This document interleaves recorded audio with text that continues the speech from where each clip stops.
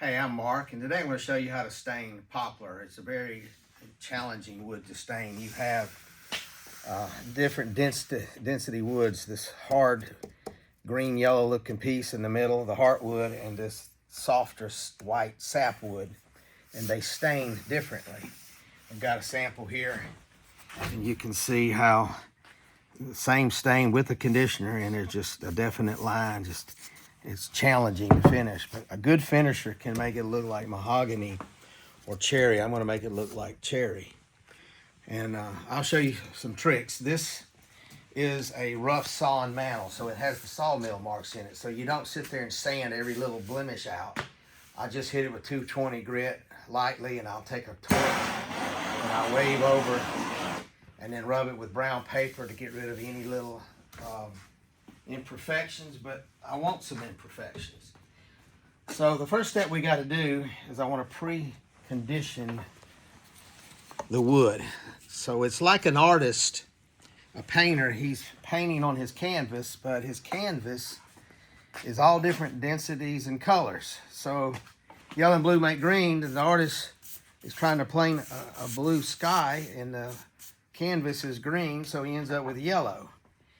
So that's the problem with poplar. So I'm going to get this pre-conditioned, and I'll see you in 15 minutes. So it's been 15 minutes. I wiped it with a brown paper bag, remove any excess.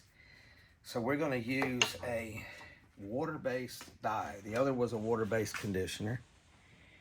And this is the trick to getting a even colored canvas. Now don't freak out when y'all see the color. I'm just getting an even canvas. So we're gonna just paint this on.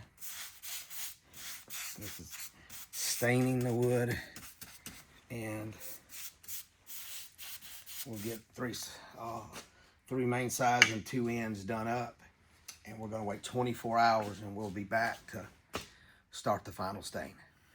All right, now that we have applied the water-based dye on there, it has had 24 hours to dry, and I'm gonna use a black cherry water-based stain. It's not a dye, it's a stain. And you can go with an oil base over the water base, but I've had better success doing it this way. So we're just going to put it on there liberally and let this dry. Just one coat. And then we'll coat it with a polyacrylic after it's 24 hours, a couple of coats. Get some on the face here. It looks really chocolatey, but it's going to look like cherry wood when we're done.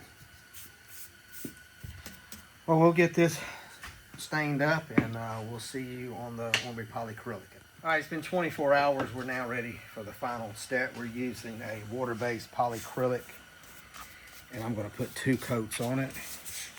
It's real simple. Just put it on with a brush.